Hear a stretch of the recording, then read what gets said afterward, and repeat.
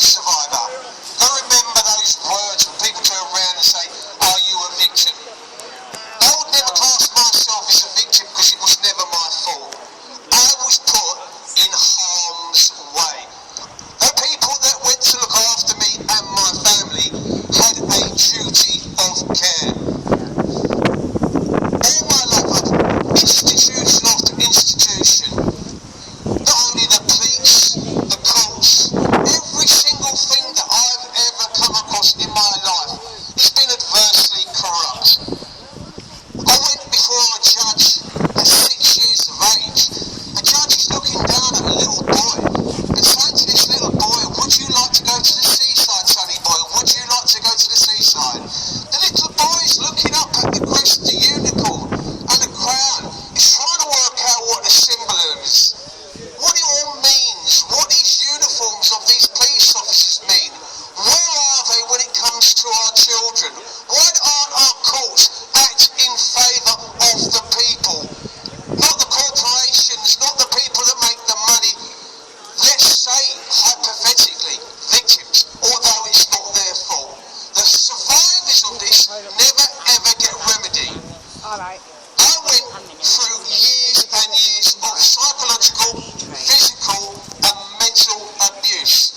Carbolic soap was rubbed in my face, in my mouth, in my eyes.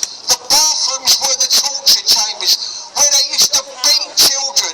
They used to scrub children with 4 rubbing brushes. They used to use red carbolic soap. When they used to say to you, we'll wash your mouth out in soap, they done it. Take my word for it. They put carbolic in children's mouths and they washed children's mouth out and they burned their eyes. They used 4 scrubbing brushes on their innocent little skin. And their skin burned and stung for ages. They put you in shorts and slapped willy-nilly your legs, your ears, the back of your neck. They beat you with their fist. They stood on top of you. They leant up against you. They did everything to physically, psychologically and mentally destroy you. Children to this day are still victims of a ruthless society that we live in today. We do live in a ruthless society. Our politicians are not fit for duty. Tories and Labour are as bad as each other. Keir Starmer, he had Jimmy Savile in his hand. It was on his desk. He let the man go. 500 victims. The House and Parliament, 150 indecent images are seen on electronic devices and laptops in Parliament. 150,000. Our politicians are perverts. You look at the Cheryl Smiths. You look at all the politicians that have been involved in Ted Higgs, your Liam Brent. You go back beyond. Look at the politicians that we've had. They've all gone through various degrees to get to where they've been and what they actually done with them. Line their pocket rather than help the people they are supposed to be there. We've had speakers today talk about what they are actually supposed to be doing and what their actually position is in Parliament, but they don't look after our interest. They only look after themselves and their own self-interest. They're there to line their pocket. And over the last 3 years we've had a pandemic or a scandemic. And with that scandemic, in the last 3 years, you've had records and records amount of children abused. Abuse goes back historically to Beecham from the 1800s to workhouses and everything. And the cruelty that was bestowed on children for not having the right life. You know, my father beat me at 4 years of age with a leather belt. So yes, it does happen in the home. The abuse can start at home. But you don't expect to go into state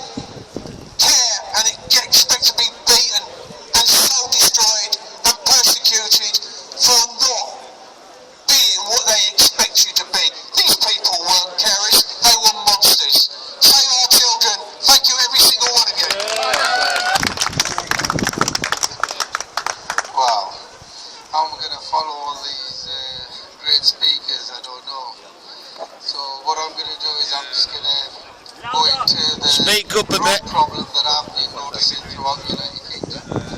So I'm going to tell you a little bit of the corruption where I actually started to identify it. And this actually started when I actually spoke up. Speak up, please. Yeah, can you hear me now? Right, okay, sorry. Yeah, so my story starts from when I actually broke silence against family members who had been raping children in my local area. My own family members. When I actually stood fast and I went to the police with my siblings, a lot of mysterious things started happening. However, I'm going to, because all of this is in one nutshell, so I'm going to skip it a little bit because there's just too much. So, Louder, man, I can't hear you. I'm standing here. can you hear? What, do you stand in front? You might be able to hear a little bit more. Right. So in 2014, the episode started where I actually identified the corruption. And what actually happened, you know, we're always talking about victims, vulnerable victims, when they speak and break silence of what has been happening to them, what actually happens. And that was actually what was taking place with my home. My children broke silence against people who had been mistreating them and abusing them. And what the social workers did, those two social workers came involved and they completely ignored me, they completely neglected my children and started to make documents like a Section 7 report. That was very confusing for me. How can you make a report when you haven't spoken to the parents or the children? With me understanding this was now going to be into some sort of a scam, a fraud, I put a complaint in. So I'm going to put it in both ways now. So I put a complaint in against the authorities in the first 2 weeks of their involvement. As time went on, the social workers started to go on the scene. My complaint was very simple at the beginning, that they're not listening. They haven't listened to us, they haven't heard of us, they're not doing anything. And then eventually they started bullying my daughter. My daughter actually spoke to the social workers, trying to tell them who was the perpetrator, what was actually happening. And the social workers went on some other level of sickness. They started to bully my daughter, telling them that, you know, adultery is a form of practice, this is okay. A 12-year-old girl, is this what you do to them in the school? And this is because she was on her own. So this kind of behaviours continued until obviously I started escalating the problem with the complaints. So eventually it got taken into child protection, and the reason why I went into child protection because my daughter ended up self-harming. So now I've gone into child protection, and the false reports that they made, the first core group meetings, as you hear about them, we were actually in the core group, and the social worker that was previously involved comes in, well actually she doesn't come in, she doesn't even turn up. It's changed, I get a new social worker. So this new social worker comes in and she starts making allegations, and I'm like, where are they getting these allegations from? It's not true. So however, at the end of the meeting, I spent 5 minutes and I showed her some documents that I had. And when I showed her these documents, she goes, well, Mr. Latif, I'm really, really sorry. This is illegal what's happening in your case. Let me go deal with this within the next 30 days of the next core group meeting. We will have it resolved. So I said, okay. 30 days later, I go to a core group meeting, and what I find is that social worker has been removed. I'm getting told she's gone on the sack, on the sick.